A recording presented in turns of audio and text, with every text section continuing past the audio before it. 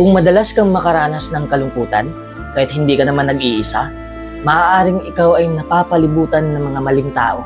Minsan nakakadama tayo ng kalungkutan kahit na may kasama tayo. Ultimately, loneliness is not about how many people you are with, but how connected you feel to those around you. Ang kalungkutan kasi ay hindi lang aatake kung mag-isa ka. Posible ring malungkot ka kahit napapaligiran ka ng maraming tao. Pero mas mabuti pang mag-isa ka na lang kaysa sa nasa labas ka nga pero hindi mo rin naman dama ang koneksyon ng mga taong kasama mo. Kahit ang iba'y may asawa na, madalas pa rin silang nakadama ng kalungkutan. Lalo na kung ang relasyon ay dumadaan sa isang matinding pagsubok.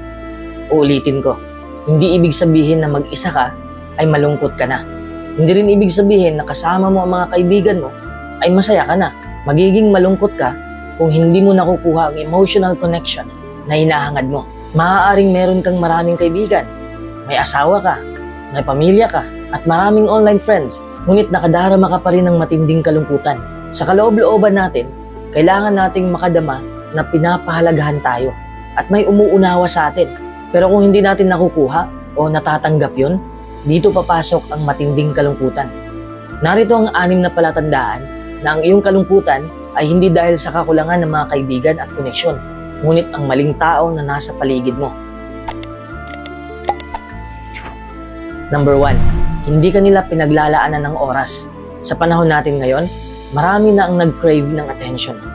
Uhaw na uhaw tayo ng atensyon. Kasi halos lahat, busy na rin sa trabaho. Ang dami nating responsibilidad, kaya hindi tayo makapagbigay ng oras sa mga mahal natin. O di kaya hindi nila tayo mabigyan ng quality time. Pero itong masakit, kahit na gumugugol tayo ng oras sa mga tao, kadalasan na hindi nila tayo binibigyan ng buong atensyon. May mga panahon din, nakasama na nga natin ang mga mahal natin, pero palagi namang nakatutok sa cellphone, kaya wala ring maayos na pag-uusap. Ika nga, we're so close, yet we're so far. Maramdaman natin ang disconnection, at syempre, kalungkutan ang susunod.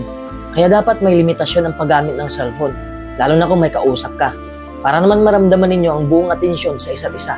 Number 2, walang tao na nagpapasigla ng araw mo. Siyempre malulungkot ka kung wala man lang kahit ni isa ang mag-i-encourage sa'yo para makamit mo ang pangarap mo sa buhay. Ang kabaligtaran ng kalungkutan ay pagkadama na konektado ka sa isang tao. Kapag tayo ay tunay na konektado sa isang tao, maaari nating ibahagi sa kanila ang ating pag-asa at pangarap. Naaalala mo pa ba noong may kausap ka?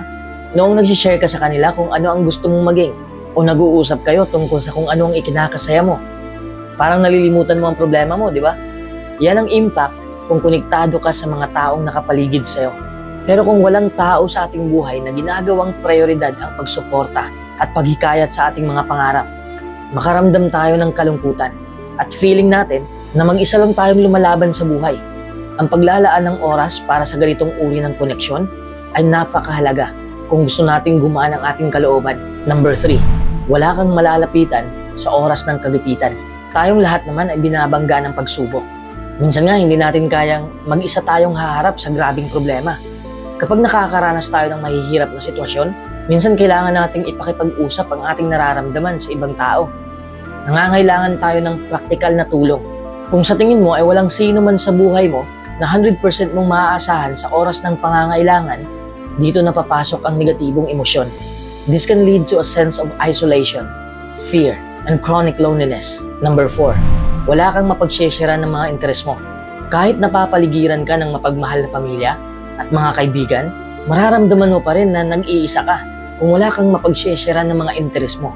Halimbawa, mahilig sa sports ang pamilya mo, ngunit gusto mong gumugol ng oras sa panonood ng mga pelikula. Hindi mo pa rin madarama ang kasiyahan dahil magkaiba kayo ng interes. Number 5, ang mga taong nakapaligid sa'yo ay mga toxic. Kapag may palaging naninira o namumuna sa buhay mo, nakaka-drain niya ng energy, lalo na kung papansinin mo. Hindi lang ibang tao ang toxic, minsan karelasyon mo, or worst, pamilya mo pa mismo. Maraming tao ang hindi nagkakaunawaan dahil sa kawalan ng pag-iisip at komunikasyon. Gayunpaman, kung minsan, hindi nila maibigay kung ano ang deserve mo. Halimbawa, may karelasyon ka na palaging naninira o pumupuna sa'yo. Hindi mo pa ba siya hihiwalayan? Kailangan mo nang lumayo sa mga taong toxic. Sila ang dahilan kung bakit inaatake ka ng kalungkutan. Kasi hindi nila naibigay ang positibong emosyon na hinahangad mo. Don't put up with people who don't see how wonderful you are. Get support to find people who recognize all the good in you. Halimbawa, ang amo mo ang toxic, o di kaya yung mga kasamahan mo. Mahirap iwasan, di ba? Gayunpaman, tandaan mo na ang kanilang katoksikan ay malamang na nagmumula sa kanilang negatibong pagkatao. Number 6, walang nakikinig sa'yo. Napapalibutan ka nga ng maraming tao, pero ayaw naman nilang makipagkonekta at makinig sa'yo. Minsan ayaw nilang makipag-usap dahil naniniwala silang may nagawa kang mali. Ito ay katibayan ng isang taong toxic at hindi isang pag-uugali na dapat mong tiisin. Mahinahong hilingin mo sa kanila na pag-usapan ang sitwasyon dahil gusto mong maunawaan kung ano ang nararamdaman nila. Kung hindi ka nila kakausapin, kung tumanggi silang ayusin ang problema, maaaring oras na para tapusin ang ugnayan ninyo. Here's my thought about this situation. One of the best ways to begin to overcome a feeling of loneliness is to be your own best friend. Do what you love and spend time taking good care of yourself. Pero tandaan mo na madalas tayong may mga inaasahan sa isang relasyon na hindi tumutugma sa mga gusto nating mangyari. Halimbawa, maaaring nagmula ka sa isang pamilya na sinasabing mahalaga ang mag-usap araw-araw kapag ang dalawang magkasintahan ay long-distance relationship. Ngunit marahil ang pamilya ng iyong partner ay nagsasabi rin na hindi na mahalaga na madalas mag-usap. Siyempre makakaramdam ka ng rejection kapag hindi tumatawag araw-araw ang jowa mo dahil hindi ka sanay. Kaya dapat pag-usapan ninyo ang inyong mga inaasahan sa isang relasyon dahil makakatulong ito sa pag-alis ng mga ganitong uri ng hindi pagkakaunawaan. Isa pa, dapat aware ka sa sarili mong assumption. Minsan kasi nag-a-assume ka na hindi naman ganun. Halimbawa, matagal ka nang hindi tinawagan ng kaibigan mo. Tapos iniisip mo na ayaw ka na niya. Pero ang totoo ay sobra lang silang abala. Kung may kinakaharap silang matinding problema, makakayanan mo rin ang kalungkutan. Ikaw man ay bata pa o matanda na, may asawa o wala, isang anak na may mga magulang pa o ulila na, at ikaw man ay namatayan ng mga mahal sa buhay o dumaranas ng iba pang uri ng kalungkutan, may mga paraan upang madaig ang iyong damdamin. Magsalita ka lang, humanap ka ng tao mapagsasabihan mo ng problema. Mahalagang masabi natin ang ating niloloob. Kung hindi, walang makauunawa sa atin. Huwag mong masyadong intindihin ang iyong sarili. Humingi ka ng tulong. Ang taimtim na pananalangin sa Diyos ay nagbibigay ng tulong na kailangan natin upang makalusot sa matatawag mong isang daan na walang labasan. Kailangan ang tiyaga. Nakatutulong sa akin ng malaki ang pagpapakita ng interes sa iba.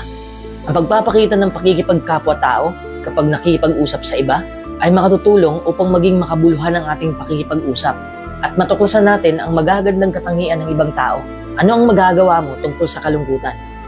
May 12 tips akong ibibigay sa iyo. Number 1, tandaan na mababago pa ang iyong kalagayan, na hindi ito isang permanenteng sitwasyon, kundi isang karaniwang kalagayang nararanasan din ng ibang tao. Number 2, maging kontento sa iyong sarili sa kabuuan. Number 3, magkaroon ng magandang kaugalian sa pagkain at pag-ehersisyo at matulog ka ng sapat.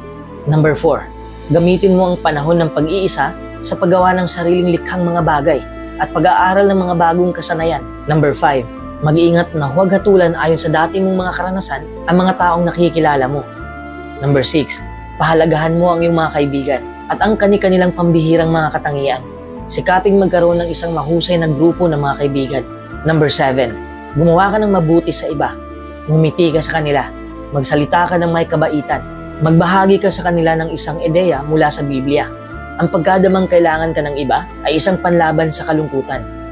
Number 8, kung may asawa ka na, huwag mong asahang maibibigay ng iyong asawa ang lahat ng iyong emotional na pangangailangan. Matutong magbigay at tumanggap. Tumulong at sumuporta sa isa't isa. Number 9, matutong makipag-usap sa iba at maging mabuting tagapakinig. Pagtuunan mo ng pansin ang ibang tao at ang kanilang mga kapakanan. Magpakita ka ng empatya. Number 10, aminin mo na nalulungkot ka at makipag-usap ka sa isa na mapagkakatiwalaan mo. Huwag mong pahirapan ang iyong sarili sa pamamagitan ng pagsasawalang kibo. Number 11, iwasang uminom ng maraming alak. Huwag na lamang uminom. Hindi kayang lunurin ng alak ang iyong mga problema. Lulutang uli ang mga yun maya-maya. Number 12, ibaba mo ang iyong pride.